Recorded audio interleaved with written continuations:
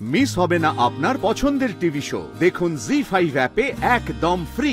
মাত্র 3 মাসের মধ্যে আমি 81 কিলো থেকে 60 কিলোতে আসি। 150 কেজি মান্থলি আমাদের ঘি বেরোয়, সাথে আচার হজমি তো আছে।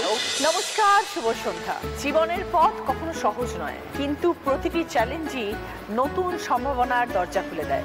তাই নিজের স্বপ্নকে বাস্তবে রূপ দেওয়ার জন্য আত্মবিশ্বাস এবং লক্ষ্যে পৌঁছানোর জেদ থাকা খুব দরকার। আজকে 4 জন দিদিও তাদের জীবনে এমন অনেক গল্প শোনাবে। সুব্রত দি, আপনি লয়ার, কত বছর হয়ে গেল এই প্রফেশনে? দিদি, আমার বালুরঘাট কোর্টে দীর্ঘ 25 বছর হয়ে যাচ্ছে অনেক। আমি এই পেশার সাথে যুক্ত।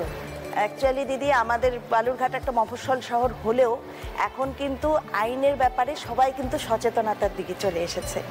আমরা গভর্নমেন্টের থ্রুতে হচ্ছে DLSA, district legal association of law, এর মাধ্যমে কিন্তু অনেককেই হচ্ছে বিনা পারিশ্রমিকে লয়ার অ্যাপয়েন্ট করিয়ে দিই। তাছাড়াও দিদি, আমি আমাদের ডিস্ট্রিক্টে হচ্ছে এক্স মেম্বার জাজ অফ জেজেবি ছিলাম, সেখানেও বাচ্চা এবং মেয়েদের উপর আমি অনেক রকম জ্ঞান সঞ্চয় করি এবং তাদেরকে বিভিন্নভাবে চলার পথে সাহায্য করেছি। এটা হোম? আর এটা হচ্ছে হোম না দিদি, এটা বাচ্চাদের চাইল্ড কোর্ট। আচ্ছা, জেজেবি, জুভেনাইল অফ জাস্টিস বোর্ড। ছোট বয়সে যারা অপরাধ করে তাদের বিচার হয়? বিচার হয় তাদের ক্ষেত্রে। কিন্তু এটা খুব কাউন্সিলিং করে দিদি, বিভিন্নভাবে বাবা মাকে কাউন্সিলিং করে বুঝিয়ে আবার কিন্তু সেই বাচ্চাকে জীবনের মূল স্রোতে আমরা নিয়ে এসেছি। তাছাড়াও দেখা যাচ্ছে অনেক দুস্থ মেয়েরা যারা স্বামীর দ্বারা নির্যাতিতা এবং ভরণ পোষণ পায় না, তারা কিন্তু অনেকটা ভাবে নিজেদেরকে সমাজে ভাবে কি আমরা পিছিয়ে পড়া নারী, অনেক কিছু করতে গিয়েও তারা করতে পারছে না, কারণ তাদের পেছনে সেই অবলম্বনটা নেই। তখন কিন্তু দিদি সরকারিভাবে তারা এসে একটা হচ্ছে আমাদের এখানে জানায়, ডিএলএসএ এসে তারা আবেদনপত্র করে আধার কার্ড নিয়ে, তারপরে সরকারিভাবে তাদেরকে কিন্তু আমরা হচ্ছে লয়ার পাইয়ে দিই। পরিবারে কে কে আছেন দিদি? পরিবারে দিদি আমার হাজবেন্ড আছেন, আমার শাশুড়ি মা আছেন, আর আমার 2 ছেলে। আচ্ছা, ভালো থাকবেন সুব্রত দি, ভালো লাগলো আপনার সাথে পরিচয় হয়ে কথা বলে। ঠিক আছে দিদি। পূজা, মুর্শিদাবাদে থাকো, সেখানে তুমি ওয়েলনেস কোচ। হ্যাঁ দিদি। কত বছর হয়ে গেল এই প্রফেশন? দিদি, আমি এই প্রফেশনে 7 বছর থেকে আছি। এটা নিয়ে পড়াশোনা করেছো? একটা সময় আমার ওজন ছিল 81 কিলো, তো সেখান থেকে আমি আমার ওজন 60 কিলোতে আনি। আমি ফেসবুকে একটা পোস্ট দেখি যে বিফোর আফটার একজনের, সেখান থেকে তার সাথে কন্ট্যাক্ট করি এবং সে আমাকে এই রাস্তাটা দেখায় ওজন কমানোর। আমার শারীরিক অনেক সমস্যা ছিল, যেমন ওভারিয়ান সিস্ট ছিল, কিডনি স্টোন ছিল, স্কিনের কন্ডিশন খুব খারাপ ছিল, যেটাই খেতাম আমার প্রচণ্ড ডাইজেস্টিভ হেলথের প্রবলেম ছিল।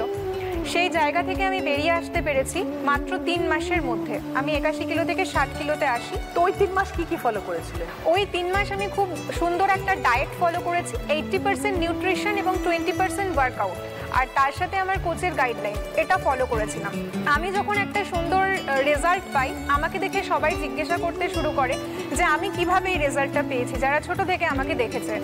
তো আশেপাশে এরকম অনেক মানুষ ছিল যারা ওভারওয়েটের সমস্যায় কষ্ট পাচ্ছিল, তাদেরকে আস্তে আস্তে আমি এটা শেয়ার করতে থাকি এবং সেখান থেকে আমার এই জার্নিটা শুরু হয়। শিখেছিলে, ট্রেনিং নিয়েছিলে? হ্যাঁ দিদি, আমাদের অনেক ট্রেনিং হয়। সেই ট্রেনিংগুলো আমাদেরকে ডক্টরসরা, নিউট্রিশনিস্টরা আমাদেরকে ট্রেনিং দেন, সেখান থেকেই আমরা শিখি। ওকে। এখন দিদি আমি একজন ওয়েলনেস কোচ এবং হয়ে গেছে এখন? ডেফিনেটলি দিদি। আর এখনো পর্যন্ত 2000-এর বেশি মানুষকে আমি সাহায্য করেছি সুন্দর স্বাস্থ্য পেতে, এবং সেই সাথে আমার একটা টিম আছে অল ওভার ইন্ডিয়াতে এবং ইন্ডিয়ার বাইরেও আছে আমার টিম। পরিবারে কে কে আছেন? পরিবারে আমার মা, বাবা, আমার মেয়ে আর আমার হাজব্যান্ড। হাজব্যান্ড ফলো করে তোমার ডায়েট? হ্যাঁ দিদি, ওর সুগার ছিল, তো সেই জায়গা থেকে হ্যাঁ সুগারের প্রবলেমটা সলভ হয়েছে। আমরা বলি স্বাস্থ্যই সম্পদ, একদম সেদিকে তো নজর রাখতেই হবে এবং পূজার মতন মানুষদের কথা শুনে চলতে হবে। থ্যাংক ইউ দিদি। অল দ্য বেস্ট পূজা। পিঙ্কি, ঘিয়ের ব্যবসা কিভাবে শুরু করলে? আমার একদম পুরো লকডাউন পিরিয়ডে বিয়ে হয়েছে, পুরো হাউসওয়াইফ ঘরে যা হয়, ঘরের মধ্যে বন্দি থাকলে হাজব্যান্ডের সাথে খুঁটিনাটি চলছে। তো আমরা ডিসাইড করলাম যে এই খুঁটিনাটিকে বন্ধ করতে আমাদেরকে কিছু একটা করতে হবে। কি নিয়ে ঝগড়া? কোনো কারণ নেই, অকারণ, এই অগোছালো, এই কেন এখানে যা হয়, লকডাউন পিরিয়ডে বসে বসে বোর হয়ে যাচ্ছি, সামান্য এই মানে 19 থেকে 20 হচ্ছে ঝগড়া, মানে এটাই ছিল সবার মধ্যে না। তো সেখান থেকে চিন্তা ভাবনা করা যে আমরা যদি মানে কোনো বিজনেস করতে পারি, এবং বিজনেস তো শাড়ি জুয়েলারি প্রচুর আছে, কেন ঘি নিয়ে করাটা ফ্যামিলি মানে আমার বাবার দিকের ফ্যামিলি পুরো বিজনেস ব্যাকগ্রাউন্ড, আর শ্বশুরবাড়ি হচ্ছে পুরো চাকরিজীবী। তো সেখান থেকে আমার মনে হয়েছিল আমি যদি মানে আমার যে ঘি আচার হজমি দিয়ে যদি আমি শুরু করতে পারি সেটা আমার কাছে অনেক ইজি, বিকজ বাবার গ্রসারি শপ আছে, ওই জিনিসটা আমার কাছে অনেক বেশি অ্যাট্রাক্টিভ। ছোটো থেকে আমরা ওটা দেখে বড় হয়েছি, একটু হলেও আইডিয়া আছে। তুমি কি এগুলো অন্য জায়গা থেকে আনাও? না, এটা পুরো সম্পূর্ণ আমাদের নিজের বানানো। আমাদের নদিয়াতে আমার নিজের বাড়ি করেছি, তখন নিজে থেকেই বানানো শুরু করেছি? একদম একদম। ঘি বানাতে কি জানতে? না, আমাদের জানা ছিল না, আমরা সেটা জেনেছি কিছুটা। আমরা এই বিষয়টাকে নিয়ে রিসার্চ করেছি, পড়াশুনো করেছি যে কিভাবে জিনিসটাকে বানালে, মানে বেসিক্যালি আমাদের এই ঘি হচ্ছে কড়া পাকের গাওয়া ঘি, যেটা দানাদার ঘি আমরা বলে থাকি, পোড়া ঘি, মানে কন্টিনিউ ক্রিমকে জ্বালিয়ে এটাকে বানানো হয়, যার ফলে তার গন্ধ এবং টেস্ট অসাধারণ হয়। তোমার এই ধরো এই ঘিয়ের ব্যবসা তো প্রায় 4 বছর হয়ে গেল। 3 বছর আমার রানিং। তো মেইনলি কি তুমি বাড়ি থেকে সেল করতে নাকি অনলাইনে? না, আমাদের অনলাইন আছে, পুরোটাই আমার অনলাইন বেস, আমার কোনো শপ নেই। হ্যাঁ, লাইভ গ্রুপ লাইভ চলে, পেজ লাইভ আছে, আমার নিজস্ব ঘৃতরাজের পেজ আছে, ফেসবুক পেজ ঘৃতরাজ ঘিয়ের রাজা। সেল বলি তো আমাদের 100-150 কেজি মান্থলি আমাদের ঘি বেরোয়, সাথে আচার হজমি তো আছে। ওগুলোও তৈরি করো? হ্যাঁ, মশলা মিক্সিংটা সম্পূর্ণ আমার আন্ডারে থাকে, কারণ আমার টেস্টটা আমার মনে হয় আমি যতক্ষণ নিজে না টেস্ট করে নিজে স্যাটিসফাইড না হই ততক্ষণ আমি সকলের কাছে আনতে চাই না। তো এটাই সাকসেস যে মানে আচার হজমি আমাদের কিছু জিনিস যেমন স্পেশালি আছে, সুখাকুল অ্যান্ড চটপাটা আমলকি। আমার মনে হয় যারা আজকে আমার দর্শক বন্ধুরা বা যারা আমার কাস্টমাররা দেখবে তারা সবাই বলবে হ্যাঁ সত্যি ওটা টেস্ট অসাধারণ, দিয়ে একবার হলেও ট্রাই করো। Pinky, all the best. Thank you. তোমার ব্যবসা আরো বড় হোক, এভাবেই লড়াই করে যাও, পরিশ্রমের কোনো বিকল্প নেই, পরিশ্রম করতে হবে জীবনে। একদম, খুব ভালো, অল দ্য বেস্ট। অনিশা গানের মানুষ, ছোটবেলা থেকে গান গাইছো?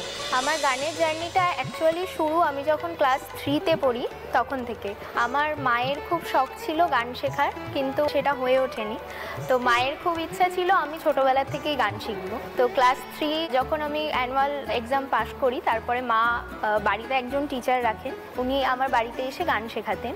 তো আমার তখন গানের প্রতি একদমই ইন্টারেস্ট ছিল না। এরপরে আমি যখন ক্লাস 5-এ পড়ি তখন আমার দাদুর ক্যান্সার ধরা পড়ে। তো কয়েক মাসের মধ্যে একদম খারাপ অবস্থা হয়ে যায়। আমার মনে আছে দশমীর দিন দাদুর একটা স্ট্রোক হয় এবং কথা বলা বন্ধ হয়ে যায়। তো একদম লাস্ট যেই কথাটা দাদু বলেছিল, আমাকে দাদু রূপু বলে ডাকতো। তো দাদু আমাকে ডেকে বলল, রূপু আমার খুব ইচ্ছে ছিল তোর গান শুনবো, তুই বিভিন্ন জায়গায় গাইবি, লোকে এসে বলবে যে তোমার নাতনি কি ভালো গাইছে। তো দাদু তার 2 দিন বাদে মারা যান। তো তারপরে গিয়ে আমার মনে হয় যে দাদুর এত শখ ছিল গান নিয়ে, মা এত শখ করে আমাকে গান শেখাচ্ছে, তাহলে আমি কেন গানটা নিয়ে এগোবো না। তারপর থেকে আমার গানের জার্নিটা শুরু হয়, মানে গানটাকে আমি ভালোবাসতে শুরু করি তখন থেকে, এবং আস্তে আস্তে রেয়াজ করা এবং আমার সকল গুরুজিদের আশীর্বাদে আস্তে আস্তে গান শেখা শুরু হয়। এবং গান শেখা যখন শুরু হয়, যেহেতু আমি নন মিউজিক্যাল ফ্যামিলি থেকে বিলং করি, আমার ফ্যামিলির সাপোর্ট ছিল না, মা বাবা বাদে। মা আর বাবা ভীষণ সাপোর্ট করে। কী ধরনের গান গাও? আমি আমার গুরুজিদের কাছ থেকে সব রকম গান শিখেছি, ক্লাসিক্যাল, সেমি ক্লাসিক্যাল, এবং আমি মঞ্চে এখনকার দিনের গান, মেলোডিয়াস গান, পপ গান সব কিছু গাই। তুমি শোজ করো? হ্যাঁ, লাইভ শোজ করি। তোমার গান যেন সবার মন ছুঁয়ে যায়। থ্যাংক ইউ দিদি, থ্যাংক ইউ। আজকের মতন এই পর্যন্তই, ভালো থাকবেন, নমস্কার। জি5 ডাউনলোড করুন আর সব এপিসোড দেখুন একদম ফ্রি।